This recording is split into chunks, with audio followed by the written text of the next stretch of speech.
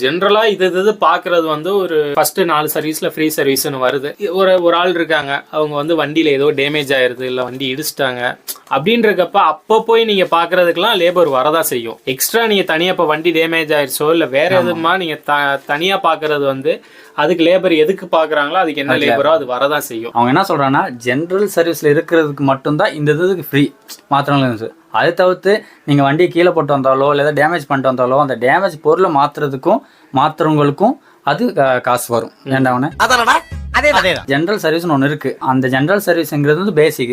Engine oil, அந்த oil filter, இந்த மாதிரி தான் அந்த ஏர் செக் பண்ணுறது, இந்த வாட்டர் வாஷ் அடிக்கிறது, இதெல்லாம் பேசிக்கோட சர்வீஸ். இது மட்டும்தான் வந்து பண்ணுறவங்களுக்கு ஃப்ரீயே தவிர நீங்கள் ஏதாச்சும் உடச்சி கொண்டு வந்து அதை மாற்ற சொன்னால் அந்த மாத்திர பொருளுக்கும் காசு, மாத்திரவங்களுக்கும் லேபர் காசு கேட்பாங்க. சில பேர் வந்து பில்லு வாங்கிட்டு இது என்னங்க அது இவ்வளோ காசு வந்திருக்கு, என்னங்க இவ்வளோ காசு வந்திருக்குன்னு சொல்கிறாங்க. அது நியாயமான விஷயம்தான். பட் அந்த காசுக்கு அங்கே ஒரு பொருள் மாற்றிருக்காங்களன்னா பாருங்கள்.